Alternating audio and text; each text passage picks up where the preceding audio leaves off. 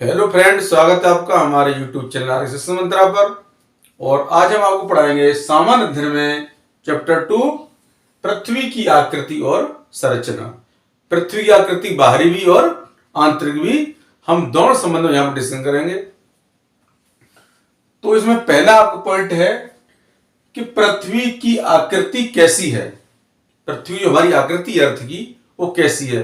कुछ कहते हैं हमारी पृथ्वी आकृति गोल है, कुछ कहते हैं पृथ्वी चपटी है यानी अंडाकार है, लेकिन वास्तविकता यह है न तो पृथ्वी गोल है और न पृथ्वी चपटी है। इसकी जो मुख्य संरचना है वो कैसी है, गोलाकार है, लेकिन साइडों में साइड इसकी दबी हुई है।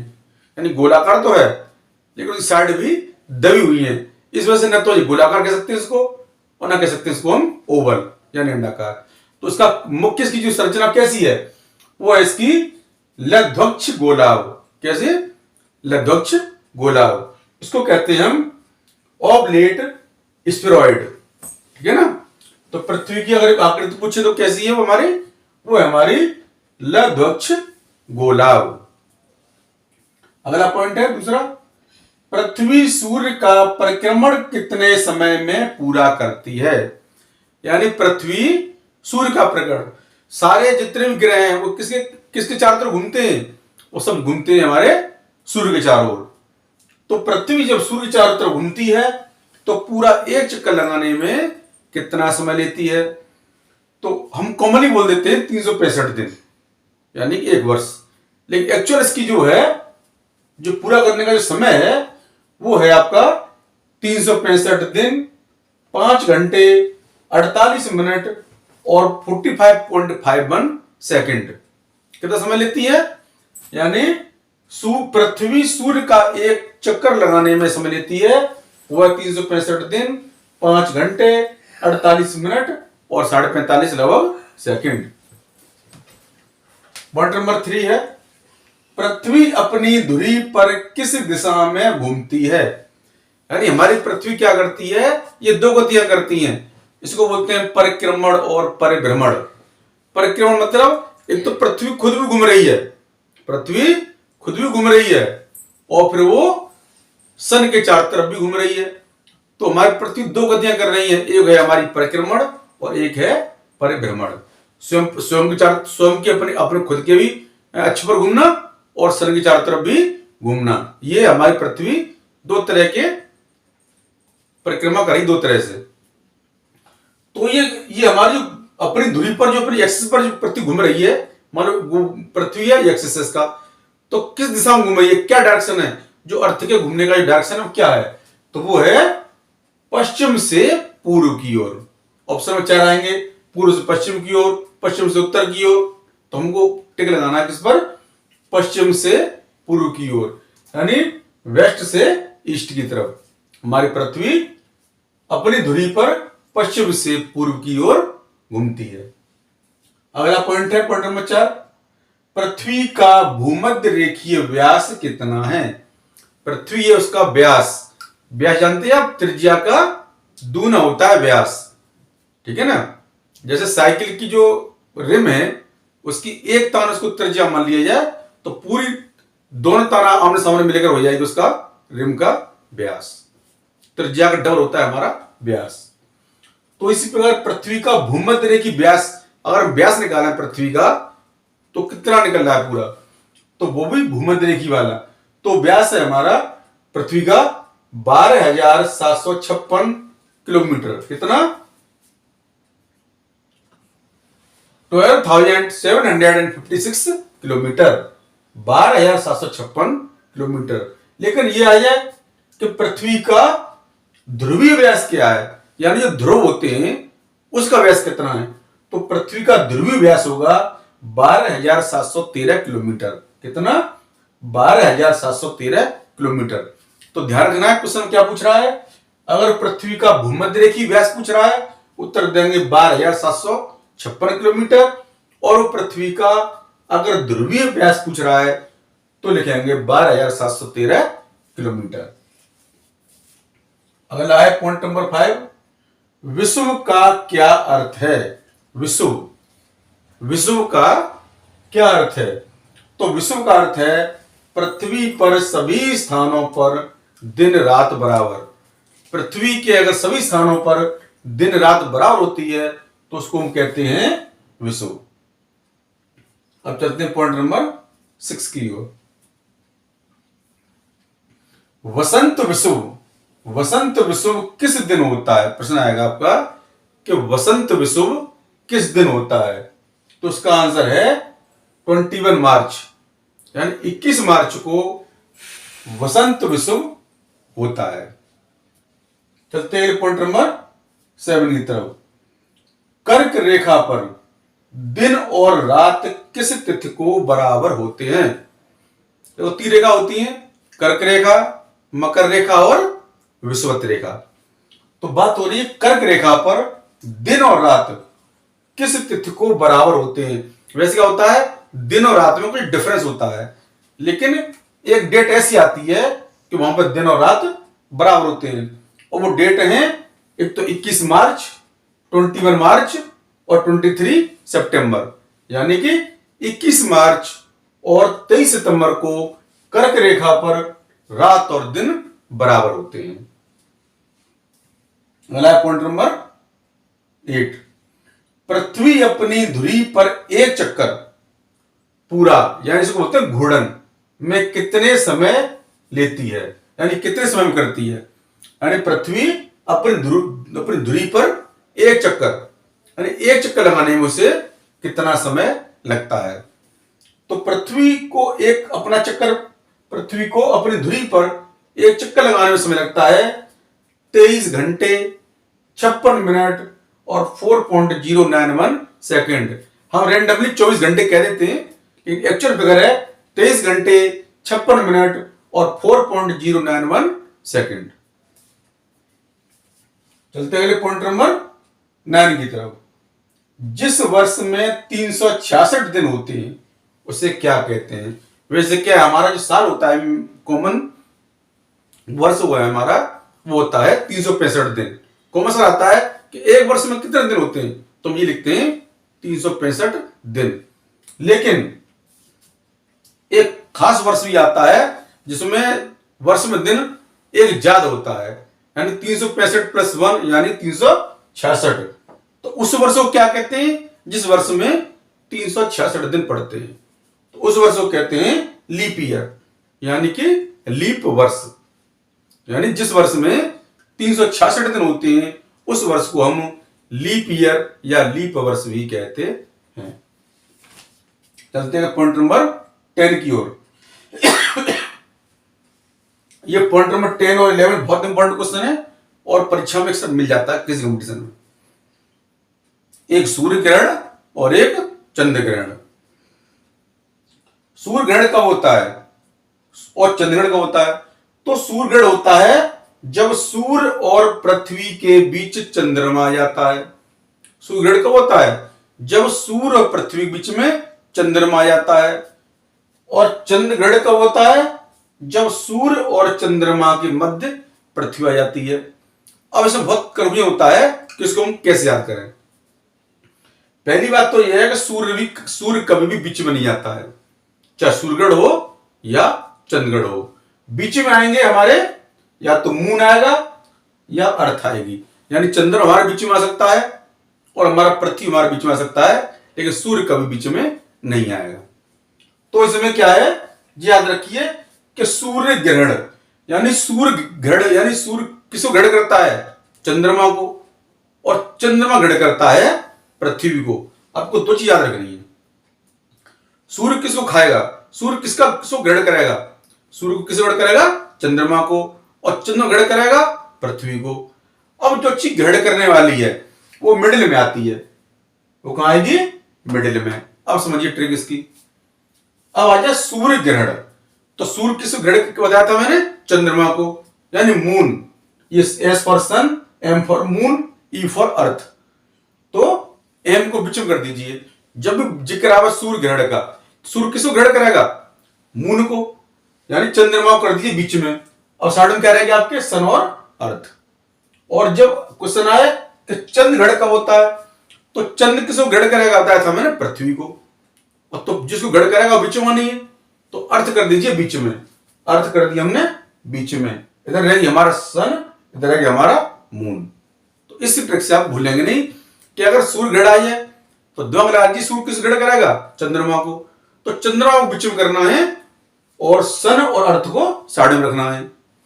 और ये पूछे कि चंद्र ग्रहण कब होता है, तो यदि चंद्रमा ग्रहण करेगा किसको, पृथ्वी को, तो पृथ्वी को हमको बीच में रखना है चंद्र ग्रहण में, अर्थ कर दिया हमने बीच में, और शेष दोनों क्या रहे हमारे सन और मून, वो आ गए हमारे साइड में। तो इस प्रकार क्लियर हो गया कि सूर्य ग्रहण में क्या होता है, सूर्य और अर्थ के बीच में चंद्रमा आता है, और चंद्र ग्रहण में सूर्य और चंद्रमा बीच में पृथ्वी अर्थ आती है। मोस्ट इम्पोर्टेंट क्वेश्चन है दोनों। और चलते हैं पॉइंट नंबर 12 की तरफ। पृथ्वी को इसकी गहराई व बनावट के आधार पर कितने भागों में विभाजित करते। अब यहां से हम हमारे क्वेश्चन चलेंगे पृथ्वी की आंतरिक संरचना के बारे में। अब तक पढ़ा बाहर के बारे में, पृथ्वी कैसी है, द्रव्य कहां होते हैं। अब पृथ्वी के अंदर की संरचना के बारे में जिक्र करेंगे यहां से आगे। तो पृथ्वी को इसकी बनावट और गहराई के आधार पर कितने भागों में बांटा गया है, तो वो बांटा गया है कुल 3 भागों में। कितने भागों में, कुल 3 भागों में। अब आंतरिक संरचना जानने के लिए थोड़ा समझ चित्र बनाया है हमने, थोड़ा सा समझते हैं। मान लीजिए पृथ्वी एक गेंद तरह मान लीजिए इसको, तो इसका क्या पृथ्वी का जो जो गेंद है, मान लो ये पृथ्वी है, उसका जो मध्य से सेंटर केंद्र, तो हमने केंद्र से और बाहरी तक, केंद्र से बाहरी से दूरी को हमने 3 भागों में बांटा है। ये ऊपर ये है हमारी ऊपरी लेयर, सबसे 3 लेयर बनाई है, सबसे बाहरी परत, फिर उसके अंदर की परत और सबसे नीचे की परत। सबसे नीचे की परत हमारी जाएगी पृथ्वी के सेंटर तक, यानी पृथ्वी के केंद्र से लेकर के हमने ऊपर तक, बाहरी लेयर तक जिसमें हम खड़े हैं, हमने इसको कुल मोटाई को इसको हमने 3 भागों में बांटा है। तो सबसे बाहरी भाग को हमने कहा है क्रस्ट, या बोला उसको क्रस्ट, या इसको कहते हैं भूपरपटी। उसके अंदर के क्रस्ट से नीचे होता है हमारा मेंटल, और मेंटल से नीचे और केंद्र तक होता है हमारा क्रोड।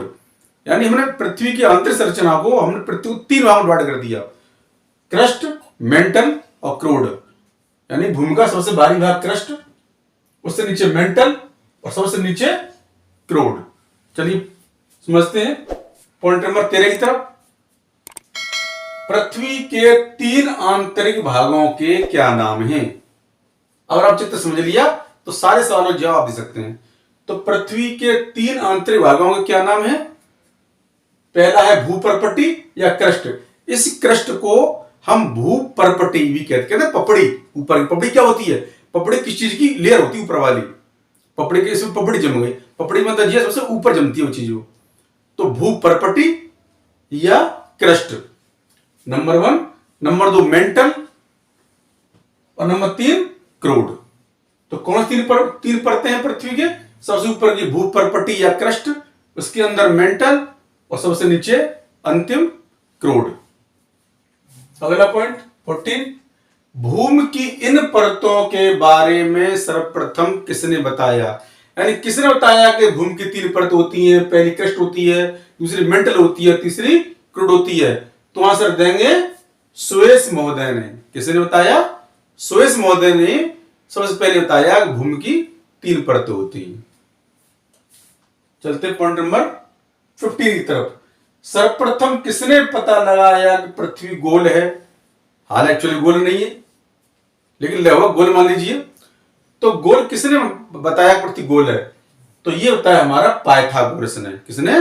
पाइथागोरस ने सबसे पहले बताया कि पृथ्वी हमारी गोल है। चलते पॉइंट नंबर 16 तरफ। व्हाइट ऑफ द अर्थ, यानी व्हाइट ऑफ द अर्थ किसे कहा जाता है? यानी किस परत को कहा जाता है, समझिए। तो व्हाइट ऑफ द अर्थ कहा जाता है बीच की परत को, जो भूपरपटी और क्रोड के बीच होती है, उसका नाम है मेंटल। क्या नाम है इसका? मेंटल। तो मेंटल की परत को क्या कहते हैं? इसको हम white of the earth, white of the earth भी इसको कहा जाता है, मेंटल परत को।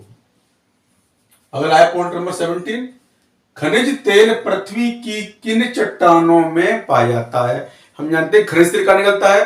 ये पृथ्वी के अंदर ड्रिल करके उसको अंदर से निकाला जाता है। तो किन चट्टानों में होता है? वो होता है अवसादी चट्टानों में। क्यों? जीवाश्म वगैरह जो होते हैं हमारे, वो इसी किस्म पाए जाते हैं अवसादी चट्टानों में। और जो हमारे जीवाश्म या चले गए पेट्रोलियम पदार्थों में चेंज हो गए, तो ये कहां पाया जाता है? पाया जाता है हमारा पेट्रोलियम पदार्थ किन चट्टानों में? अवसादी चट्टानों में। यानी अवसादी चट्टानों में खनिज तेल पाया जाता है। अब चलते हैं पॉइंट नंबर 18 की तरफ। किस विज्ञान के अंतर्गत पृथ्वी की आंतरिक संरचना का अध्ययन करते हैं? यानी कौन सी विज्ञान है जिसमें, विज्ञान बहुत है, तो वो विज्ञान कौन सी है जिसमें पृथ्वी की आंतरिक संरचना का अध्ययन करते हैं?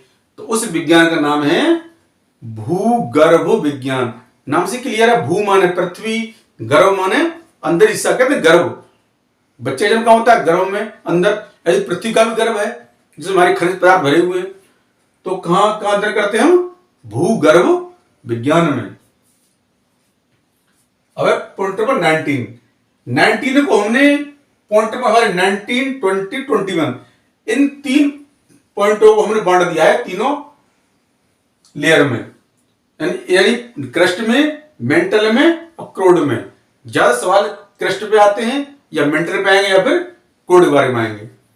तो पॉइंट नंबर 19 हमने डिवाइड किया। पहला, सबसे जो भारी परत है भूमि की, आउटमोस्ट लेयर, क्रस्ट। तो पहला है हमारा क्रस्ट या भूपर्पटी। तो पहला है, यह ठोस परत पृथ्वी का सबसे भारी भाग है। यानी ये क्वेश्चन बन गया, पृथ्वी का सबसे भारी भाग। प्रश्न में आ जाता है कि पृथ्वी के सबसे भारी परत को क्या कहते हैं? आप उत्तर देंगे ऑप्शन में क्रस्ट है तो क्रस्ट पर लगा देंगे, या आप क्रस्ट न होकर के अगर भूपर्पटी है तो फिर इसको भूपर्पटी पर ही लगा देंगे। क्योंकि भारी परत के 2 नाम है, एक क्रस्ट और दूसरा भूपर्पटी। इसी में क्रस्ट के बारे में दूसरी बात, इसका निर्माण सिलिका व एल्यूमिनियम किससे हुआ है? एक सिलिका यानी इसका सूत्र होता है SI संकेत, और एल्यूमिनियम से हुआ है। इसलिए इसे स्याल, मोस्ट इंपोर्टेंट है क्वेश्चन, स्याल। इस परत को स्याल भी कहते हैं। स्याल, एल्यूमिनियम का संकेत होता है Al और सिलिका होता है SI। तो दोनों में होना स्याल, SiAl, SI for silica, Al for aluminium, दोनों मिला दो तो बन गया SiAl, स्याल। क्या बन गया? स्याल भी कहते हैं। ये बहुत मोस्ट इंपोर्टेंट है कि भूपर्पटी का, इसका यानी भूपर्पटी का निर्माण सिलिका, SI और एल्यूमिनियम दोनों से हुआ है, इसलिए इसको हम स्याल भी कहते हैं। और तीसरी, इस परत को लिथोस्फीयर भी कहा जाता है। किस परत को? क्रस्ट को। यानी क्रस्ट या भूपर्पटी को हम क्या कहते हैं? लिथोस्फीयर। क्या कहते हैं? लिथोस्फीयर भी कहा जाता है। तो कुल इसमें क्रस्ट या भूपर्पटी में कुल 3 पॉइंट बने। पहला पॉइंट, ये क्रस्ट है वो हमारा पृथ्वी का सबसे भारी भाग है। दूसरा पॉइंट, इसका निर्माण सिलिका, SI और एल्यूमिनियम Al दोनों से हुआ है, इसी को बोलते हैं SiAl यानी स्याल। और तीसरा पॉइंट बना इसमें, इस परत को हम लिथोस्फीयर भी कहते हैं। इसी को समझ जाएंगे सारे। अब है पॉइंट नंबर 20। इसमें हमने जिक्र किया है जो क्रस्ट से नीचे की परत है, यानी मेंटल। कौन सी परत है? मेंटल, यानी मध्य परत बोलते हैं इसको, मेंटल को। तो इसका पहला पॉइंट है, यह क्रस्ट से निचला भाग है। तो क्रस्ट से निचला भाग कौन सा है हमारा? मेंटल। दूसरा, यानी पहला हुआ क्रस्ट से निचला। दूसरा, इसका निर्माण सिलिका व मैग्नीशियम, यानी सिलिका, SI और मैग्नीशियम जी से होता है, इसलिए इसको सीमा भी कहा जाता है। सीमा, क्या कहा जाता है इसको? सीमा कहा जाता है। और अगला पॉइंट है, इस परत को पायरोस्फीयर भी कहते हैं। क्या क्या कहते हैं? पायरोस्फीयर। तो कुल 3 बात आई मेंटल की परत के बारे में। पहला, ये क्रस्ट से नीचे वाली परत है। दूसरा पॉइंट, इसका निर्माण सिलिका व मैग्नीशियम से हुआ है। और तीसरा पॉइंट, इसलिए इसको सीमा कहा जाता है। और अगला पॉइंट, इस परत को पायरोस्फीयर भी कहते हैं। क्या कहते हैं, पायरोस्फीयर। तो सबसे ऊपरी परत थी लिथोस्फीयर और उसके नीचे की आई हमारी दूसरी पायरोस्फीयर। अब चलते हैं सबसे भीतरी परत। सबसे भीतरी परत जो कि पृथ्वी के केंद्र तक होती है, उसको बोलते हैं क्रोड। क्या बोलते हैं इसको, क्रोड। तो क्रोड के बारे में पहला पॉइंट है, मेंटल के निचले भाग को क्रोड कहते हैं। यानी मेंटल परत के नीचे भाग को क्या कहते हैं, क्रोड कहते हैं। और इसका विस्तार होता है पृथ्वी के सेंटर यानी कि केंद्र तक, पहली बात। दूसरा, इसका निर्माण निकिल Ni वो लोहे Fe, लोहे का सूत्र होता है Fe और निकल का होता है Ni, दोनों को मिला दीजिए क्या बना, इसलिए इसे निफे क्या कहते हैं, निफे, NiFe भी कहा जाता है। Ni से निकल हो गया, Fe से आयरन हो गया, तो मिलेगा ना NiFe यानी कि निफे। क्या कहते हैं इसको, निफे कहते हैं। और तीसरा हुआ, इस परत को बैरोस्फीयर भी कहा जाता है। क्या कहा जाता है, बैरोस्फीयर भी कहा जाता है। तो क्रोड में भी 3 पॉइंट आए। पहला, मेंटल से निचली परत को यानी सबसे भीतरी परत को, या तो मेंटल से निचली कह दो या कह दो पृथ्वी की सबसे भीतरी परत को क्रोड कहते हैं। दूसरा पॉइंट था, इसका निर्माण निकिल और आयरन यानी Fe से हुआ, इसको हम निफे कहते हैं। और तीसरा, इस परत को बैरोस्फीयर भी कहा जाता है। तो क्रम से देखो तीनों परतों क्या नाम हुआ, यानी सबसे ऊपरी परत क्रस्ट को हमने बोला लिथोस्फीयर, फिर मेंटल को बोला हमने कौन सी परत, पायरोस्फीयर, और क्रोड बोला हमने बैरोस्फीयर। यह ध्यान रखना है। अब इसमें क्वेश्चन क्या बन सकते हैं कि बैरोस्फीयर किस परत को कहा जाता है, तो आंसर देंगे हम क्रोड को। या पायरोस्फीयर किस परत को कहते हैं, तो आंसर बनेगा हमारा मेंटल को। और लिथोस्फीयर किस परत को कहा जाता है, तो हम बोलेंगे क्रस्ट या भूपर्पटी को। अच्छा, यह आ सकता है किस परत में एल्यूमिनियम और सिलिका की अधिकता होती है, खनिज की, किसकी, सिलिका और एल्यूमिनियम की, तुम कहेंगे क्रस्ट या भूपर्पटी में। या यह किस परत में मैग्नीशियम की अधिकता होती है, दोनों आ सकते हैं, कोई एक पूछ सकता है, सिलिका मैग्नीशियम दोनों आ सकते हैं, या पूछ ले केवल मैग्नीशियम की अधिकता किस परत में होती है, तो उत्तर देंगे हम मेंटल में। और या किस परत में निकिल की अधिकता होती है, या आयरन या लोहे की अधिकता होती है, तो हम कहेंगे क्रूड में। इसके अलावा आ सकता है पृथ्वी की सबसे भारी परत को क्या कहते हैं, तो क्रस्ट या भूपर्पटी। एक क्वेश्चन हो सकता है कि क्रस्ट से निचली परत को क्या कहा जाता है, तो कहा जाता है मेंटल। एक क्वेश्चन आ सकता है कि सबसे मेंटल से भी निचली परत को क्या कहते हैं, यानी पृथ्वी की आंतरिक परत को क्या कहते हैं, वो हम बोलते हैं क्रोड। एक ये हो सकता है कि क्रस्ट और क्रोड के बीच की परत को क्या बोलते हैं, तो बोलेंगे हम मेंटल। यानी आप अगर पूरा अपने समझ गए तो किसी प्रश्न का आप उत्तर दे सकते हैं। इस प्रकार आपका ये सेकंड चैप्टर आपका समाप्त हुआ। तो फ्रेंड्स, अगर आपको मेरा वीडियो पसंद आए तो उसे लाइक करें, शेयर करें और मेरे चैनल को सब्सक्राइब अवश्य करें। धन्यवाद।